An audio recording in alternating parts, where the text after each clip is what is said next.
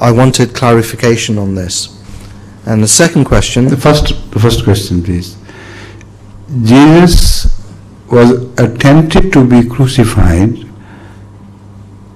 till he died upon cross. This was only an attempt. But those who crucified him failed to achieve this purpose. And he was taken down from cross while he was still alive. This is our belief. That is why the Holy Quran refers to that incident as ma salabuhu wa ma qataluhu wa ma qataluhu wa ma salabuhu. They did not murder him and they did not crucify him. Apparently this means that he was not killed by human hands, either by ordinary murder or by crucifixion. But at the same time, the non-Ahmadis infer from this that even an attempt at his life through crucifixion was not made.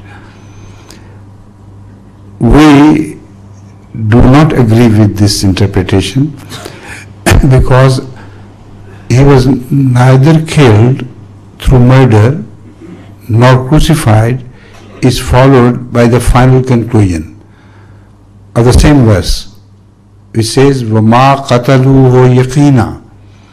It does not say وَمَا صَلَبُوهُ يَقِينًا.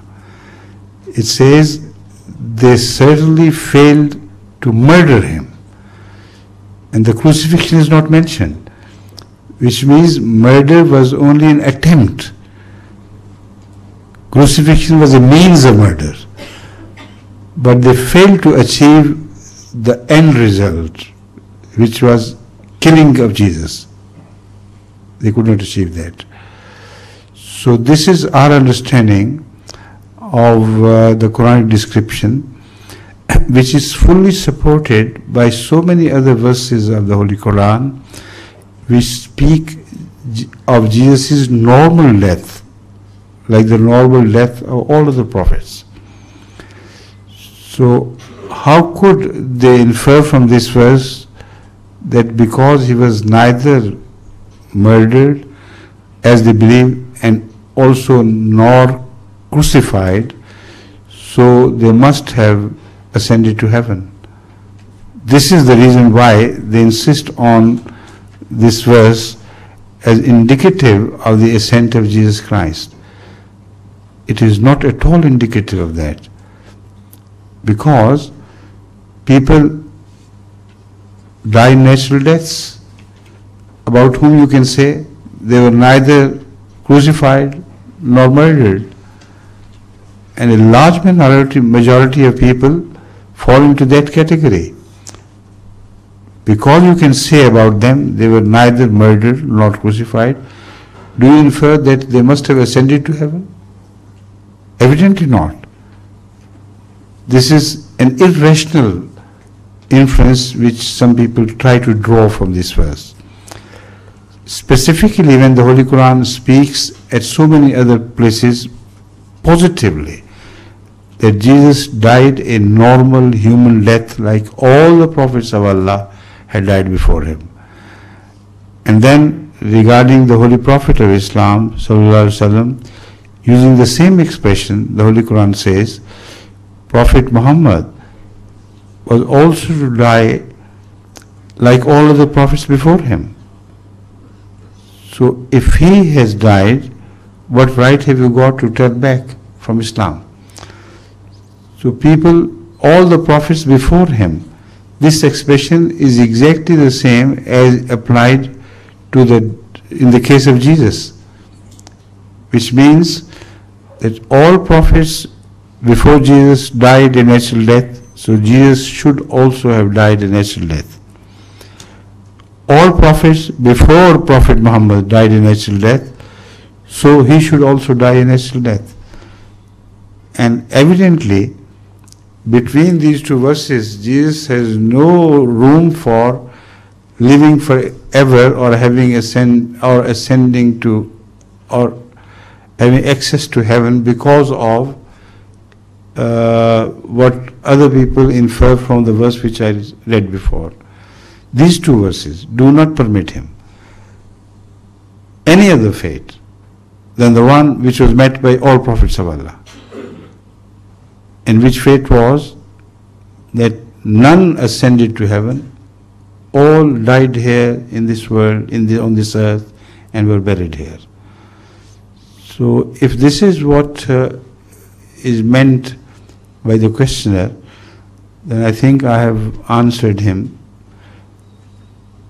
Satisfactory or not, it is up to him to judge.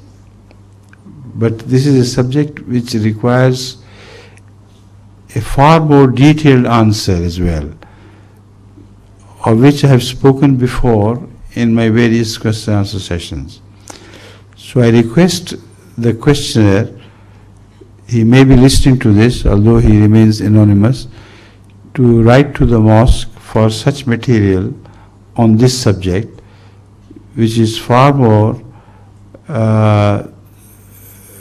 which covers much greater ground regarding all the issues and areas which relate to this question. Thank you. His second question related to why we believe that the Holy Prophet ﷺ was not the last prophet. We believe he was the last prophet. Why does he believe that we do not believe? You see, the term last is the term which has to be understood. We believe from the various verses of the Quran read together that the Holy Prophet was the last of law-bearing prophets. And we can prove this contention with the help of so many verses of the Quran. There is no time for me to go into the detail of this issue, but again I refer to him to such material which is audio, video, and also written literature, by reading which or by listening to that material he can understand our position much better with reference to specific verses of the Holy Quran, including the verse which contains the word Khatam al-Nabiyyin. Thank you. We have a question from a Mauritian housewife who would like to remain anonymous. She asks, why are Muslims not allowed to be cremated? Cremated, to be burnt after death. Yes. Because hellfire is promised to evil people. So if people opt for hellfire here, what better results they expect in the hereafter? So it is a sort of warning to people. Don't opt for fire, please, or the fire which will burn in the hereafter will be far more intense.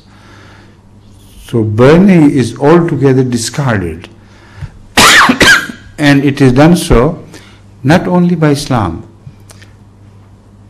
It is the first act of burial which was taught to the children of Adam by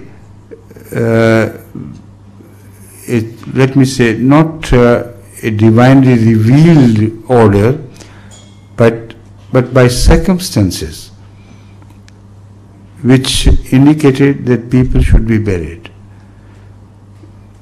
When one of the sons of Adam killed the other, his brother, he was about to leave his corpse open on the ground to be maybe eaten by birds and things, or rot in the open anyway, when he saw a crow which was burying a dead crow. So that struck the idea into the mind of that murderer. He said, woe to me, I can't be even like a crow. So he buried him. And the tradition of burial began from that time. And in all the known religions of the world,